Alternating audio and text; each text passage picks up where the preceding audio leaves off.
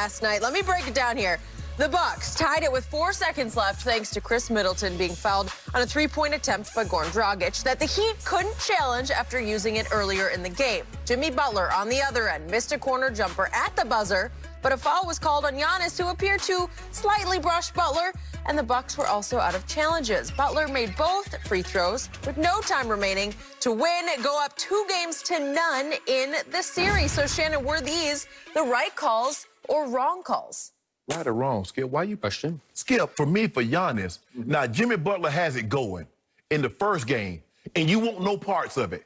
Wesley Matthews has him dead to right. Skip, if he hits that shot, you just turn and look at Mike Budenholzer and says, the guy hit a tough shot. Why would you come over there, Giannis? Wesley Matthews has him perfect. Jimmy Butler's going to have to take a 20-foot fall-away jumper. If he takes a 20-foot fall-away jumper and hits it at the buzzer, like, damn, coach, you hit a great shot. There's nothing else I could have done. Okay. Dragic, you run there. I mean, you got to get a guy. And you look, these guys are good, Skip. They know all the tricks of the trade. Dragic's like, oh, I'm just going to give him a little bit with my lower body. You see, I'm going straight up. I'm going straight up. Yep. Come on. Don't even put yourself in that situation. If he hits that shot, Skip, sometimes you got to live with it. These guys are great, but don't put... He almost hit a 4-point play, and then you'd have been sick. You really would have been sick, Dragic, if you let that go, because I don't even know why you even put yourself in that situation. Skip, don't even give the official an opportunity to make those calls. He made it. I just don't, Giannis, I don't even know what you were thinking. I really don't. I don't know what Dragic was thinking. I believe they got they nitpicking, you know, back in my day, if there wasn't no blood drawn, there was no foul call. I get all that. Yep. But it's not back in your day. And in today's game, a lot of the ticky-tack stuff that in years past they let slide, they're not sliding it. They're not sliding anymore. Skip, they used to let your hand check. You could literally steer the guy like you're steering a car. They don't let your hand check anymore. Okay, we get that. So, given the way they officiate games now, you don't even put yourself in that situation, and then you don't have to worry about it. Okay. So, as I watched these two calls unfold last night, my first reaction was, I wouldn't have made either one of those calls, but I am older school. I appreciate the new school, but I'm with whoever tweeted you last night or responded to you about back in the day. I'm more back in the day on this. I would definitely ref down the stretch of a big playoff game. I would let them play. Let them decide the game. I'm not going to decide for them. But by the letter of today's NBA law, that was a foul and that was a foul. Because today they are trying to go for shooter safety. You got shooter safety. You have to let them land cleanly and without incident on the way down. So on the Chris Middleton play, if we see that one first, Dragic tried to get slick. He just edged into the landing zone just enough, and then he leaned forward just enough that by the letter of the law, it's a foul because you were in his landing zone just barely, and he's going to hit you and fall. Now, did Middleton lay it on thick? Oh, yeah, he did. You got it. He should get a golden goal for that one. So, not an Oscar, but a golden goal. Would I call it? No. By letter of the law, was it a foul? Yes, it was. And by the way, I'm just glad it wasn't LeBron having to go to that line and make 3 free throws. That would have been a whole... LeBron get in there? It would have been Friday the 13th. LeBron would have hit the shot. It would have been a 4-point play. Really? It would have made it moot. We don't win the game with a free throw. And to Chris Middleton's credit, he just marched to the line and said, give me the ball. And he goes, swish, swish, swish. Nothing but net 3 straight times. And he did it so fast, he doesn't even mess around. Like, he made 3 in a row before. I'm like, wait, was that the third one already? Yeah, that was the third one. Okay, now we get down to the final play. You might think, well, were they trying to give a makeup call back? Balance it out. Yeah, to balance it out. Nope, they weren't. They showed you how they were calling the game. Thank you. They're calling it tight. They're calling it by the letter of the law, the new age law. So what do you think's going to happen if Jimmy Butler goes up, if we could see the play, to shoot it? The ball is gone, and as he's coming down, Giannis goes over and pushes him off balance just enough that it makes it a dangerous fall. Is he laying it on thick? You better believe he is. But Giannis put a hand on him and moved him a little bit sideways to where it's more of a dangerous fall to earth, onto the hard work. And Mark Davis is right there on top of it. Right on top of it. He's going to call it. Yes. They had just shown you that's how we're going to end this game. We're going to go tweet, tweet, tweet all the way home. Yes. And I wasn't surprised because was there contact? Yes. There was contact. Yeah. I believe subliminally, psychologically, I believe Giannis, like too many of today's star athletes, lives on social media. He's talked about it before. He absorbed, swallowed, took to heart all the criticism that he took for where were you on Jimmy Butler when he was scoring 40 in the previous game. So in the back of his mind, he's thinking, oh, well, maybe I better come off my man because this is it. It's down to zeros on the clock. Maybe I better make a run at Jimmy Butler so they won't hound me on social media, so they won't blast me and condemn me on social media.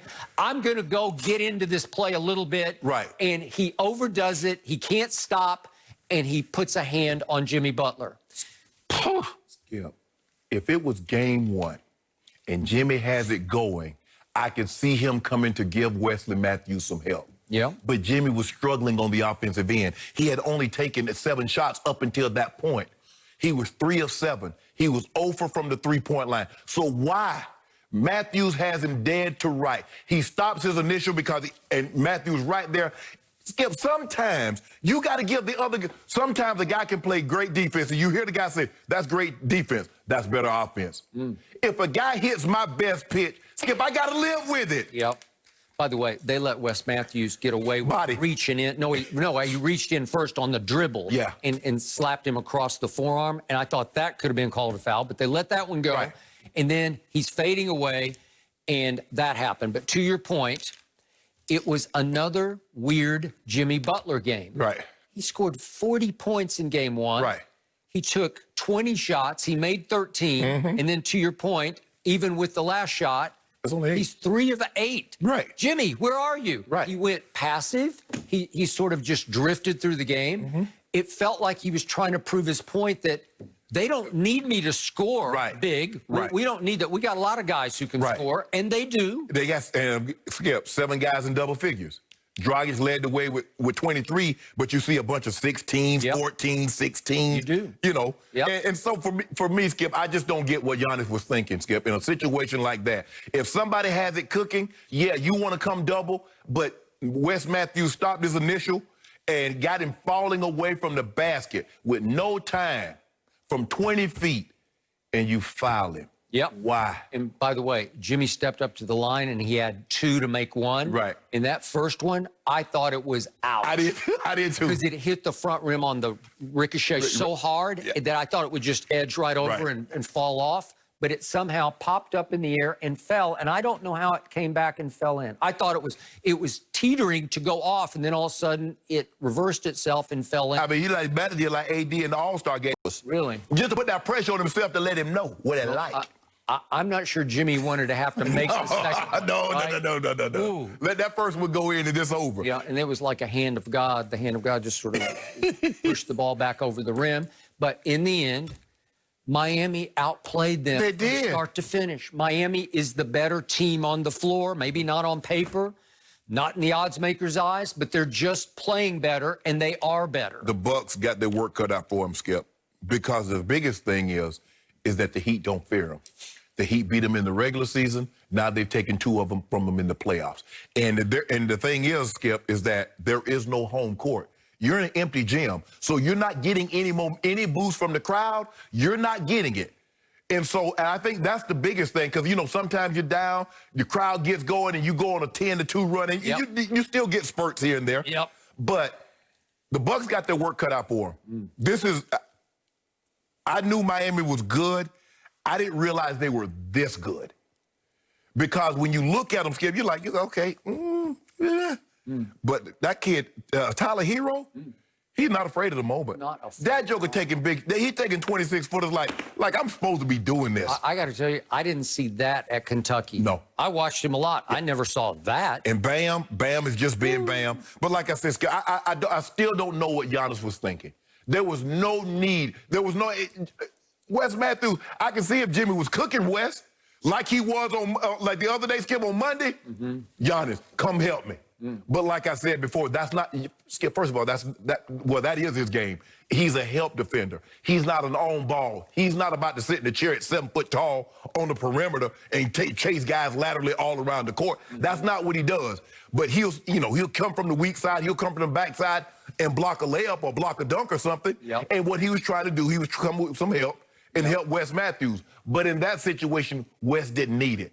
You put yourself in harm's way. And as you said, they had just told you what they're going to do on the previous scene like 10 seconds ago. Yep, I agree. Okay, my bad. 4 seconds ago. And they got their work cut out for them. Can they win 4 of the next 5, Skip? I don't see it. I really don't.